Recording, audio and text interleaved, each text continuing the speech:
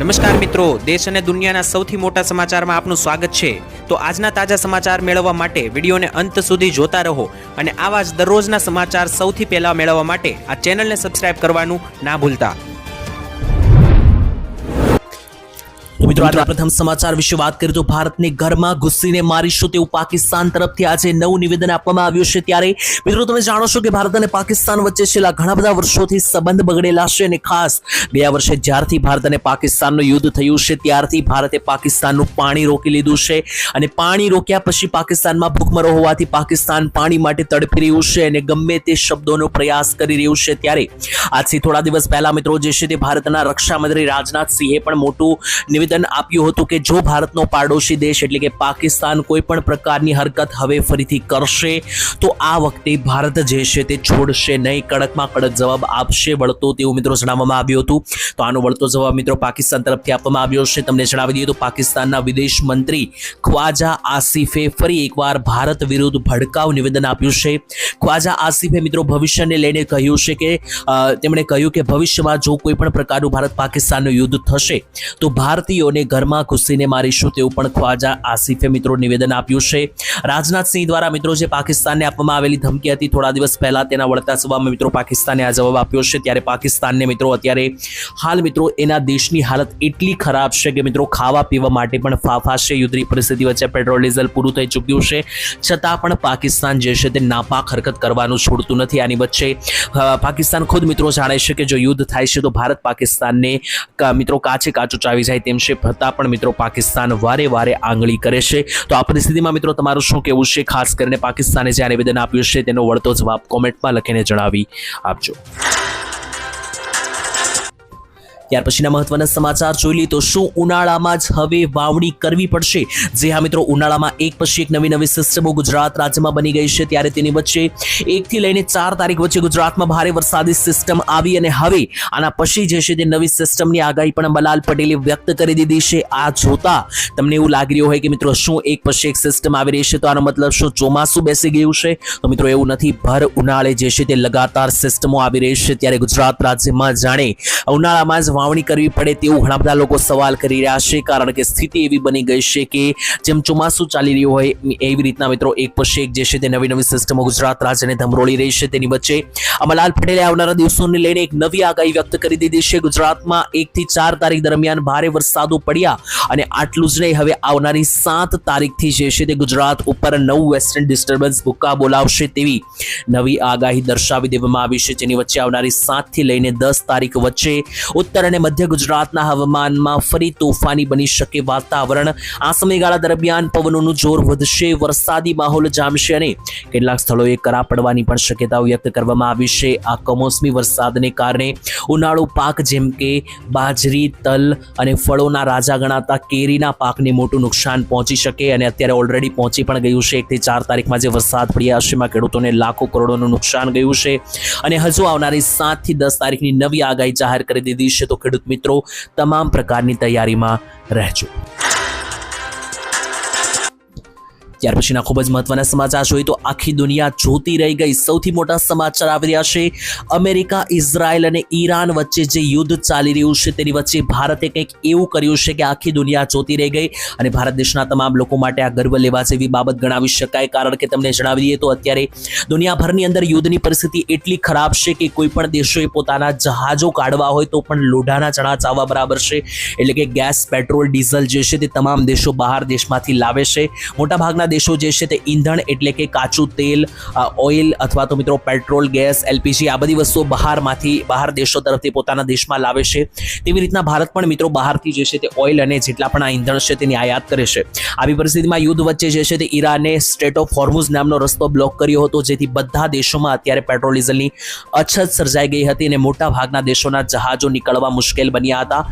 નાના દેશો જેમ કે શ્રીલંકા, પાકિસ્તાન, બાંગ્લાદેશ આ બધા દેશો અને સિંગાપોર લાગુના દેશોમાં યુદ્ધમાં તો ખૂબ જ સ્થિતિ કફોડી બની હતી, ત્યારે ભારતના ટોટલ 8 જહાજોએ રસ્તો ઓળંગ્યો છે. આ ભારત માટે ગર્વ લેવા જેવી બાબત ગણાવી શકાય, કારણ કે ભારતના આંતરરાષ્ટ્રીય સંબંધો કેટલા સારા છે આ બાબતથી મિત્રો તમે જાણી શકો કે ભારત જ્યાં મિત્રો બીજા દેશોના 1-2 જહાજો નીકાળવામાં પણ મિત્રો જે છે તે ખાસ કરીને મુશ્કેલીનો સામનો કરવો પડ્યો હતો, તેની વચ્ચે ભારતના 8 જહાજો સ્ટ્રેટ ઓફ હોર્મુઝમાંથી બહાર નીકળ્યા છે, યુદ્ધના રણ મેદાનમાંથી મિત્રો બહાર આવ્યા છે. ત્યારે પાકિસ્તાનના મિત્રો 2 જહાજોને બોમ્બથી ઉડાડી દેવામાં આવ્યા હતા ઈરાન તરફથી, જ્યારે ભારતના એક પણ જહાજને કોઈ નુકસાન પણ ગયું નથી અને 8 જેટલા જહાજો જે છે તે મિત્રો ભારતના સ્ટ્રેટ ઓફ હોર્મુઝમાંથી બહાર કાઢવામાં આવ્યા છે. તો આ ભારતીયો માટે ગર્વ લેવા જેવી બાબત ગણાવી શકાય.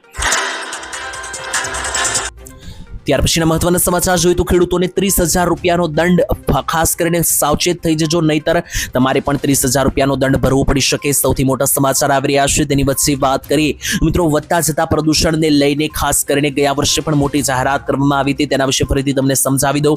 મિત્રો તમને નહીં ખબર હોય પરંતુ ખેડૂતો ઉપર 30,000 રૂપિયાનો દંડ જાહેર કરવામાં આવ્યો હતો. તેની વચ્ચે વધતા જતા જે પ્રદૂષણ છે તેને ઘટાડવા માટે આ નિર્ણય લેવામાં આવ્યો હતો. સુપ્રીમ કોર્ટે કેન્દ્ર સરકારની ઝાટકણી કાઢી હતી અને અત્યારે જે મિત્રો પ્રદૂષણ વધી રહ્યું હતું આ પરિસ્થિતિની સામે લડવા માટે અને પ્રદૂષણ ઘટાડવા માટે આ મામલે કેન્દ્ર સરકારને એક મોટો નિર્ણય લીધો હતો. ત્યારે મિત્રો મળતી માહિતી મુજબ પરાળી બાળનાર ખેડૂતોને 30,000 રૂપિયા સુધીનો દંડ ફટકારવામાં આવશે તેવી જાહેરાત કરવામાં આવી હતી. એટલે કે જે પણ ખેડૂતો પોતાના ખેતરની અંદર પરાળી બાળે છે તો આવા ખેડૂતોને 30,000 રૂપિયાનો દંડ ફટકારવાની જાહેરાત કરવામાં આવી હતી, કારણ કે મિત્રો આજે પરાળીનો ધુમાડો છે તે બાળવાને કારણે મિત્રો જે ધુમાડો નીકળે છે એનાથી પ્રદૂષણ ફેલાઈ રહ્યું છે અને જે પણ ખેડૂતો પરાળી બાળી રહ્યા હોય તેમને 30,000 રૂપિયા સુધીનો દંડ ફટકારવાની જાહેરાત કરવામાં આવી હતી. આ મામલે જો ખેડૂતો આ વિડીયો જોઈ રહ્યા હોય તો તમારું શું માનવું છે જરૂર કોમેન્ટમાં લખી દેજો. શું ખરેખર ખેડૂતોના નુકસાનથી આ દંડ જે ફટકારવામાં આવ્યો છે તે યોગ્ય છે કે નહીં? તમારો શું ભાવ છે આ મુદ્દે કોમેન્ટમાં લખજો. ત્યારબાદના મહત્વના સમાચાર, મોદીજીની યોજનાઓ ગરીબો માટે વરદાન સાબિત થઈ, અમિત શાહે કરી સૌથી મોટી જાહેરાત. ત્યારે મિત્રો અમિત શાહ જે છે તેમણે અવારનવાર મિત્રો મોટું નિવેદન આપતા હોય છે, તેની વચ્ચે અમિત શાહે શું કહ્યું તેના વિશે વાત કરીએ તો અમિત શાહે આ સંદર્ભે કહ્યું કે વડાપ્રધાન મોદીએ નાગરિકો માટે આવાસ, આરોગ્ય અને અન્ન રાશન યોજનાઓ આપી છે. આવી મોટી યોજનાઓ વિશ્વના કોઈ પણ દેશમાં મળતી નથી. એટલે કે ભારતની સરકાર લોકોનું એટલું ધ્યાન રાખે છે કે ખાવા માટે મફત અન્ન આપે છે, રાશન યોજનાની અંદર, રાશન કાર્ડની અંદર રહેવા માટે મફતમાં આવાસ પણ આપે છે લોકોને, અને જો કોઈ લોકને કોઈ બીમારી થાય, કોઈ રોગ સર્જાય તો આવી પરિસ્થિતિમાં આયુષ્માન કાર્ડની અંદર મફત સારવાર પણ આપવામાં આવે છે. તો આ રીતની મફત સારવાર, મફત ઘર કે મફત રાશન જે છે તે દુનિયાના બીજા કોઈ દેશમાં મળતું નથી. આ માત્ર મોદી સરકાર ભારત દેશના નાગરિકોને આપી રહી છે, બીજે ક્યાંય આ પ્રકારની યોજના નથી તેવું મિત્રો અમિત શાહે કહ્યું. સાથે મિત્રો અમિત શાહે કહ્યું કે 2014 પછી જ્યારથી મોદી સરકાર આવી છે ત્યારથી જે સ્પીડ ઉપર વિકાસ થઈ રહ્યો છે અને લોકોના કામો થઈ રહ્યા છે તે ખરેખર અભૂતપૂર્વ છે તેવું પણ અમિત શાહે માહિતી આપી. અને આ મામલે ઘણા બધા લોકો કોમેન્ટમાં લખતા પણ હોય છે કે ઘણા બધા લોકો તો એવા છે કે જે મોદી સરકારની આ યોજનાનો લાભ લઈને પોતાના ઘર ગુજરાનો પણ ચલાવી રહ્યા છે. મોદી સરકારની યોજનાઓથી લોકોને લાભ મળી રહ્યો છે કે નહીં? તમે કઈ કઈ યોજનાઓનો લાભ લઈ રહ્યા છો અને અમિત શાહની આ વાતથી સહેમતી ધરાવશો કે નહીં? બધી વસ્તુ કોમેન્ટમાં લખી આપજો. ત્યાર પછીના ખૂબ જ મહત્વના સમાચાર જોઈએ તો યુદ્ધ વધી રહ્યું છે, વિશ્વભરમાં મોટી ખલબલી મચી ગઈ છે. ત્યારે તમને જણાવીએ તો આજે શું થયું છે મિત્રો, આ યુદ્ધ જે છે તે અમેરિકાને હવે ભારે પડી રહ્યું છે, કારણ કે અમેરિકા અત્યાર સુધી ગમે તે દેશ ઉપર યુદ્ધ કરીને મનમાની ચલાવતું હતું, પરંતુ ઈરાને વળતો જવાબ એટલો મજબૂત આવ્યો છે કે હવે અમેરિકાને આ યુદ્ધ રોકવાની મજબૂરી આવી ગઈ છે. ત્યારે અત્યાર સુધી મિત્રો અમેરિકા જે છે તે કોઈ પણ નાના મોટા દેશ ઉપર ચડાઈ કરતું હતું અને નાના મોટા દેશોને હેરાન કરતું હતું, એવી જ રીતના તેમણે ઈરાન ઉપર પણ યુદ્ધ શરૂ કર્યું હતું. અમેરિકાને એવું હતું કે આ યુદ્ધ જલ્દી જ પૂરું થઈ જશે, પરંતુ ઈરાને આ યુદ્ધ ખેંચી કાઢ્યું છે અને મોટા ભાગે હવે ઘણા બધા લોકોને એવું કહેવું છે કે આ યુદ્ધમાં કાયદેસર રીતે ઈરાનની જીત થઈ રહી છે, કારણ કે અમેરિકાના કરોડો રૂપિયાના જે મોંઘા જેટ ફાઇટર છે, વિમાનો છે, તેમને મિત્રો ઈરાન તરફથી પાડી દેવામાં આવી રહ્યા છે અને ઈરાનના મામૂલી મિત્રો જે હથિયારો છે તેનાથી અમેરિકાના વેલ ડેવલપ ટેકનોલોજી ધરાવતા કરોડો રૂપિયાના વિમાનો ધરાશાયી કરવામાં આવ્યા છે. અત્યાર સુધીમાં મિત્રો જે સમાચાર આવી રહ્યા છે તે મુજબ 7 ફાઇટર જેટ અમેરિકાના જે છે તે નાશ પામ્યા છે, ઈરાન દ્વારા સ્ટ્રાઇક કરવામાં આવી છે. તેની અંદર મિત્રો ઈરાન જે છે તે હવે અમેરિકાને ટોર્ચર કરી રહ્યું હોય તેવી રીતનો જવાબ આપી રહ્યો છે, કારણ કે એક બાજુ અમેરિકા યુદ્ધ પૂરું પણ નથી કરી રહ્યું અને બીજી બાજુ આ યુદ્ધમાં અમેરિકાને કરોડો રૂપિયાનું નુકસાન જઈ રહ્યું છે. તેમના ટેરિફ અટકેલા છે, બીજા નંબર ઉપર યુદ્ધને કારણે તેમના ડિફેન્સ સિસ્ટમને જે છે તે માઠી અસર પડી રહી છે અને ખાસ આવનારા સમયમાં જે છે તે જો અમેરિકાની હાર થશે આ યુદ્ધમાં જો કે થતી દેખાઈ રહી છે, તો વિશ્વમાં મિત્રો અમેરિકાને માટે આ જે છે તે મિત્રો ખૂબ મોટી શરમજનક વાત ગણવામાં આવશે. ત્યાર પછીના ખૂબ જ મહત્વના સમાચાર જોઈએ તો પેટ્રોલ 458 રૂપિયાનું લીટર અને ડીઝલ હવે 500 રૂપિયાને પાર પ્રતિ લીટર પહોંચી ચૂક્યું છે. ત્યારે યુદ્ધે મિત્રો એટલી અસર પહોંચાડી દીધી છે કે દેશોની અંદર પેટ્રોલ ડીઝલના ભાવ 500 રૂપિયાની નજીક પહોંચી ગયા છે. ત્યારે આર્થિક સંકટમાં ફસાયેલા પાકિસ્તાનમાં ખાવાની તો ભૂખમરો છે જ, પરંતુ હવે પેટ્રોલ ડીઝલના ભાવ 500 રૂપિયાને પાર પહોંચી જતા દરેક લોકોના મનમાં જે છે તે હવે ગાડી કાઢવી પણ વિચારવું પડે છે ગાડી કાઢતા પહેલા, કારણ કે અત્યારે જણાવી દઈએ તો આર્થિક સંકટમાં જ્યારથી આ યુદ્ધ શરૂ થયું છે ત્યારથી પાકિસ્તાનમાં અતિ ભારે તેની અસર પડી રહી છે. જ્યાં મિત્રો ભારતમાં 2-2, 5-5 રૂપિયા વધારવામાં આવી રહ્યા છે પેટ્રોલના, ત્યાં પાકિસ્તાનમાં તો 100 રૂપિયા વધારી દેવામાં આવ્યા છે પેટ્રોલ ડીઝલમાં. ત્યારે અમેરિકા અને ઈરાન વચ્ચે ચાલી રહેલા યુદ્ધને કારણે પાકિસ્તાનની અંદર પેટ્રોલના ભાવમાં મોટો વધારો જોવા મળ્યો અને પેટ્રોલ હવે 458 રૂપિયાનું લીટર પાકિસ્તાનમાં મળશે અને ડીઝલ હવે પાકિસ્તાનની અંદર જે છે તે 520 રૂપિયા પ્રતિ લીટર પહોંચી ચૂક્યું છે. તો આનાથી અંદાજો લગાવી શકો કે કેટલી હદે મોંઘવારી પાકિસ્તાનમાં જોવા મળી રહી છે અને આની અસર ભારતમાં મિત્રો ઓછી થઈ રહી છે. યુદ્ધની અસર ભારતમાં પણ 100% થઈ રહી છે, પરંતુ હાલ પાકિસ્તાનની જે અસર છે એના કરતાં લાખ ગણી સારી સ્થિતિ ભારતની જોવા મળી અને ભારતમાં હજુ મિત્રો યુદ્ધને કારણે 7 થી 8 રૂપિયાનો જ પેટ્રોલની અંદર વધારો જોવા મળ્યો છે અને એ પણ અમુક પેટ્રોલ પંપોની અંદર. ત્યારબાદના મહત્વના સમાચાર જોઈએ તો આજના તાજા બજાર ભાવો વિશે વાત કરીએ તો મિત્રો માર્કેટોની અંદર અવારનવાર નવા ભાવો જાહેર થતા હોય છે. ત્યારે આજે મિત્રો માર્કેટ યાર્ડમાં કયા પાકના કયા ભાવો બોલાયા તેના વિશે વાત કરીએ તો મિત્રો તમામ પાકના ભાવો અમે અહીંયા લઈને આવેલા છે. આ મહેનત માટે એક વિડીયોને લાઈક ના કર્યું તો અત્યારે જ કરી લેજો. તો ચાલો મિત્રો એક પછી એક બધા પાકના ભાવ જાણીએ. સૌથી પહેલા ઓછામાં ઓછા કેટલા રૂપિયા પાકના ભાવ બોલાયા એ હું તમને જણાવીશ અને ત્યાર પછી વધુમાં વધુ એ પાકના કેટલા ભાવ બોલાયા એ હું તમને જણાવીશ. તો શરૂ કરીએ ઘઉંથી. તો મિત્રો ઘઉંના ભાવ 451 થી શરૂ થઈને 600 રૂપિયા સુધી બોલાયા. ટુકડા ઘઉંના ભાવ 426 થી લઈને 862 સુધી બોલાયા. કપાસના ભાવ 1260 રૂપિયાથી શરૂ થઈને 1746 સુધી આજે કપાસનો રેકોર્ડ બ્રેક ભાવ બોલાયો. મગફળીની વાત કરીએ તો જાડી મગફળીનો ભાવ 1671 સુધી ગયો અને ઝીણી મગફળીનો ભાવ 1616 રૂપિયા સુધી આજે ગયો. ત્યારે બીજી બાજુ પણ જોઈ લો તો મિત્રો શીંગ જે છે ફાડા શીંગના ભાવ 1411 થી લઈને 1971 ગયા. તલના ભાવ 1450 રૂપિયાથી 2281 રૂપિયા બોલાયા. જીરુના ભાવ 2000 રૂપિયાથી લઈને 4321 રૂપિયા સુધી ગયા. ત્યારે વરિયાળીના ભાવ 926 થી લઈને 1800 રૂપિયા. ધાણાના ભાવ 1751 થી લઈને 2551 સુધી બોલાયા. ત્યારે તુવેરના ભાવ 1000 થી લઈને 1581. ચોળીના ભાવ 500 રૂપિયા સુધી રહ્યા. ત્યારે ચણાના ભાવ મિત્રો ગઈકાલે જે માર્કેટ યાર્ડની અંદરનો ભાવ સામે આવ્યો તેમાં 916 થી શરૂ થઈને 1081 બોલાયા. મગના ભાવ 1201 રૂપિયા થી લઈને 2061. મકાઈના ભાવ 311 થી લઈને 321 રૂપિયા બોલાયા. ડુંગળીના ભાવ 40 રૂપિયાથી લઈને 236 અને લસણના ભાવ 651 થી લઈને 1541 રૂપિયા બોલાયા.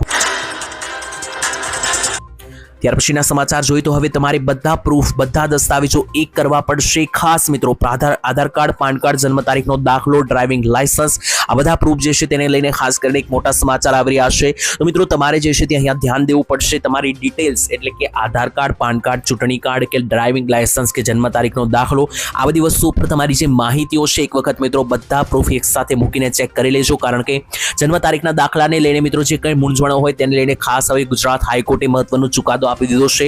ગુજરાત હાઈકોર્ટે કહ્યું છે કે આધાર કાર્ડ ઉપર, પાન કાર્ડ ઉપર કે ડ્રાઇવિંગ લાયસન્સ ઉપર લખેલી જે મિત્રો જન્મ તારીખ છે તેને માન્ય ગણાવવામાં આવશે નહીં. એક જ પ્રૂફ એવું છે કે જેના ઉપર લખેલી જન્મ તારીખ તમારી જે છે તે માન્ય ગણાશે, એ છે તમારો જન્મ તારીખનો દાખલો. તો તમારા જન્મ તારીખના દાખલામાં જે કંઈ પણ મિત્રો તમારી જન્મ તારીખ લખી હોય એ જ તમારે બધા પ્રૂફ બધા દસ્તાવેજોની અંદર કરાવવી પડશે. જેમ કે આધાર કાર્ડ, પાન કાર્ડ બધામાં સેમ ટુ સેમ કરાવવી પડશે, કારણ કે આધાર કાર્ડ, પાન કાર્ડ કે લાયસન્સમાં જે તારીખ હશે એને માન્ય નહીં ગણવામાં આવે. હવેથી માત્ર જન્મ તારીખના પ્રમાણપત્ર એટલે કે દાખલામાં જે તારીખ હશે એ જ 100% સાચી ગણવામાં આવશે. ત્યાર પછીના સમાચાર જોઈએ તો ગાડી ખરીદવા માટે 65,000 રૂપિયાની સહાય સરકાર તરફથી આપવામાં આવશે, જેને લઈને સૌથી મોટા સમાચાર સામે આવ્યા.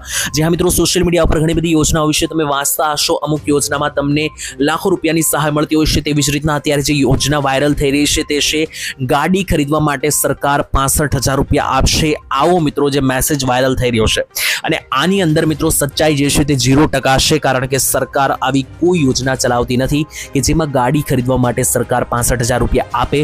જો કે મિત્રો પહેલા એક સરકાર યોજના ચલાવતી હતી, જ્યારે વિજય રૂપાણીની સરકાર હતી ત્યારથી સરકાર ઇલેક્ટ્રિક ગાડીઓ ખરીદવા માટે સહાય આપતી હતી અને અત્યારે પણ હાલમાં આપે છે, પરંતુ 65,000 રૂપિયા સુધીની સહાય નથી મળતી. એમાં કંઈક 20-25,000 રૂપિયાની મળતી હતી. બાકી 65,000 રૂપિયા સુધીની સહાય ગાડી લેવા માટે આવી રીતનો કોઈ પણ યોજનાનો મેસેજ તમારી પાસે આવે છે તો એ મેસેજ સાચો નથી.